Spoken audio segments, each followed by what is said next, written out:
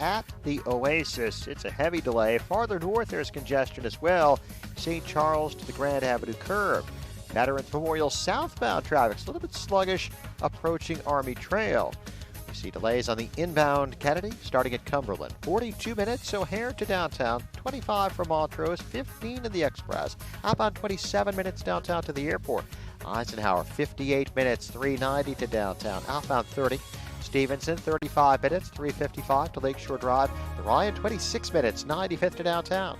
I'm Jude Talamonte on AM 560 The Answer. Chicago's Morning Answer continues next. AM 560 Weather Center forecast with our meteorologist Steve Williams. Some fog this morning, otherwise sunny today. High 92, partly cloudy, warm. Thunderstorm tonight toward dawn, low 72. Clouds and sun, thunderstorm tomorrow, the high 86. Plan with confidence. Download the redesigned AccuWeather app today. I'm Steve Williams on AM 560 The Answer. 78 at O'Hare, 74 Lakefront. Next news, 8:30. Chicago's Morning Answer with Dan and Amy continues next on AM 560 The Answer. From the Matrix Home Solutions studios, this is Chicago's Morning Answer on AM 560 The Answer. Listen to AM 560 The Answer online at 560theanswer.com, on the AM 560 mobile app, on your Alexa-powered smart speaker, and on TuneIn, iHeart, and on Odyssey. This is Chicago's Morning Answer with Dan Proft and Amy Jacobson on AM 560 The Answer.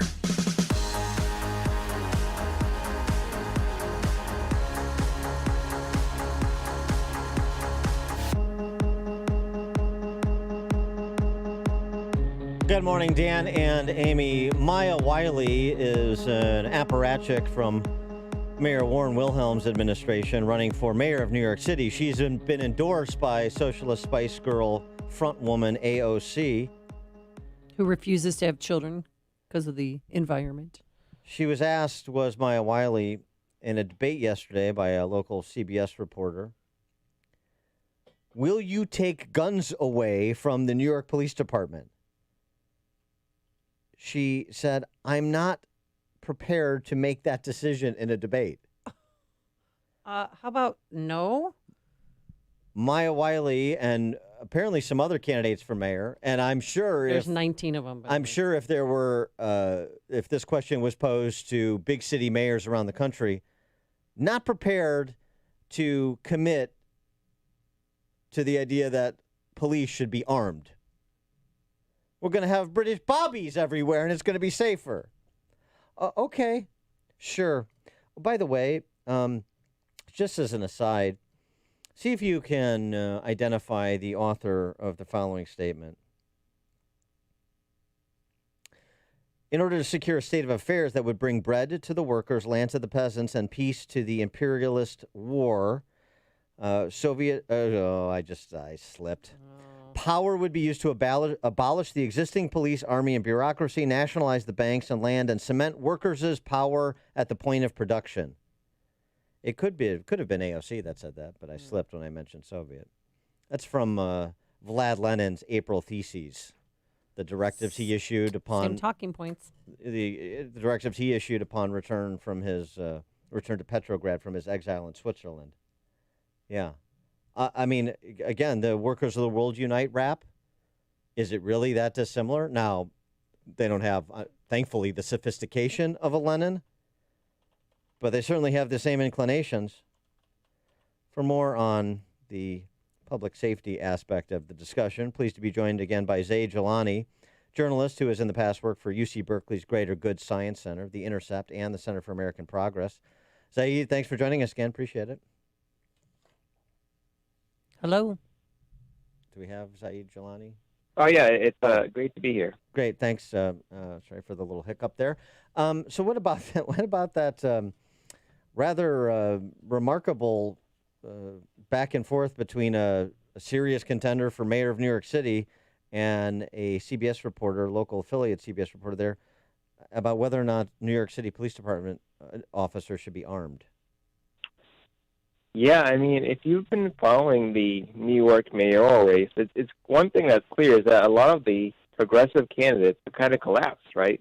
One had kind of a 20-year-old allegation of personal misconduct, sexual misconduct. And a lot of left people left that candidate. Another one, their campaign decided to unionize about 4 weeks out from the election, so they lost a lot of support. And I think Maya Wiley's kind of the last left-leaning candidate standing who's trying to consolidate the progressives, and I think that answer was a reflection of that, right? I think there's a lot of like young people in probably the more gentrified parts of New York City who have a very strong anti-police sentiment, right? And I think she's trying to court that group of people. Now, whether it actually makes sense to try to disarm New York City police officers, I mean, the reality is this is not the United Kingdom or New Zealand, right? This is a place where overwhelming number of criminals are armed with something, right, with guns or knives. And, you can't really disarm police in a situation like that, right? If we were an entirely different country, we're talking about living in Iceland or something, maybe you could have most police disarmed, but not in this country. And I think she knows that. But this was her kind of trying to consolidate that left-wing portion as the other left-wing candidates collapsed.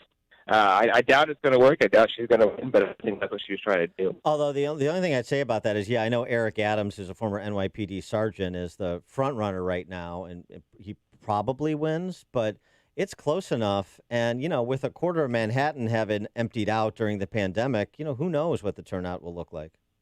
Mm-hmm. Yeah, there's also the fact this is their very first ranked choice voting election. Yes, so right, people on their ballots are going to rank first, second, third, fourth, right? And so she may be able to pick up some of those other choice ballots and consolidate people that way. So there is a chance. Although, I would agree with you. Eric Adams is definitely, I would put my money on him right now. And speaking of defunding policing, now big cities need them more than ever because America's experiencing one of its biggest increases in violent crimes in history in places like L.A., New York, Chicago. And a lot of people have blamed the pandemic for that, but you argue against that in your column. Yeah, so I have a Substack at inquiremore.com, and I encourage you to go and read the piece. But basically what I did is I laid out the evidence of what happened in the rest of the world. Because remember, the entire world had a pandemic. It's a pandemic, right? And even the countries that are closest to us culturally and socially, like Canada, didn't really see a surge of murders at all. Mexico actually saw a slight decline.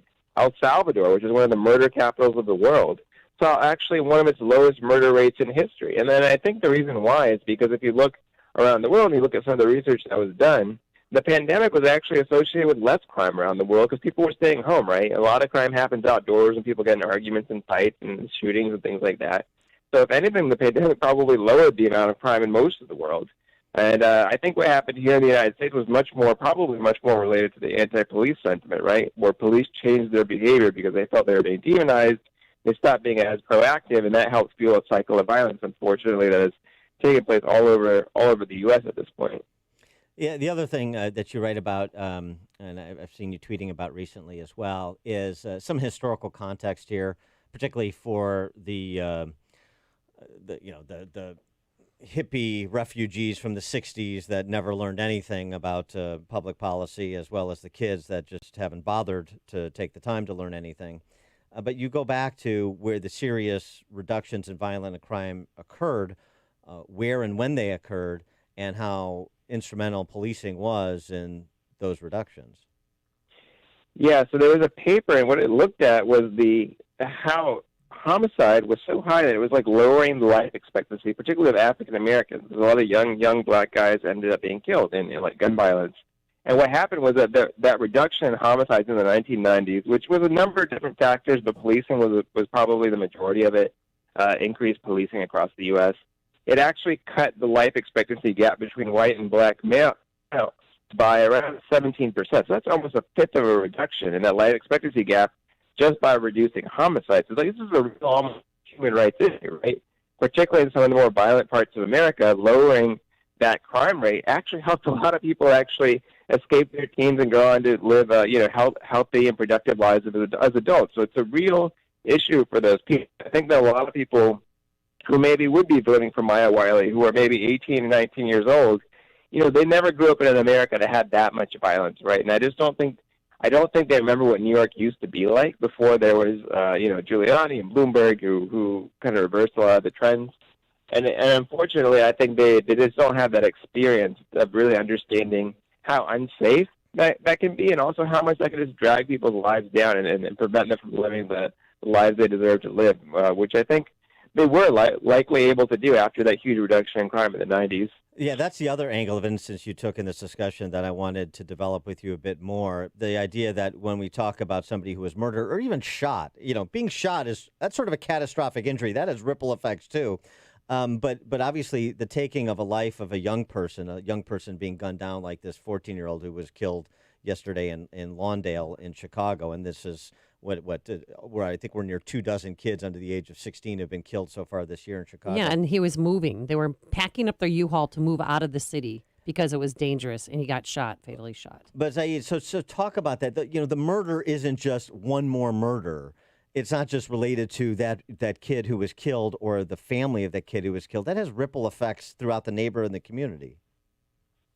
Yeah, exactly. I think the example you brought up was important. There's another example, which was there were a number of businesses in a district in Baltimore who recently said that they're basically going to stop investing and stop paying taxes in their district unless they get crime under control. Because one of the effects of crime is that crime actually causes poverty. People always talk about the reverse, but actually this is maybe much more important.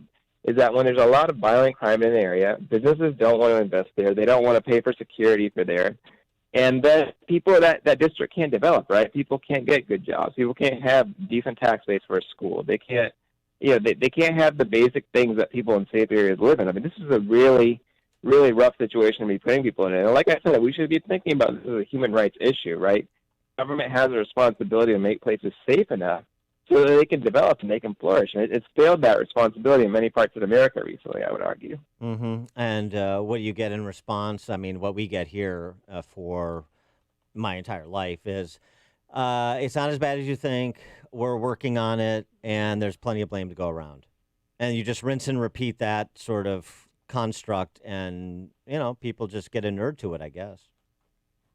Yeah, and it's really important to understand that it doesn't have to be this way, right? Like, in the late 80s, Washington, D.C. was like one of the most dangerous places in America. And I think what they did is they ramped up and modernized policing in this area.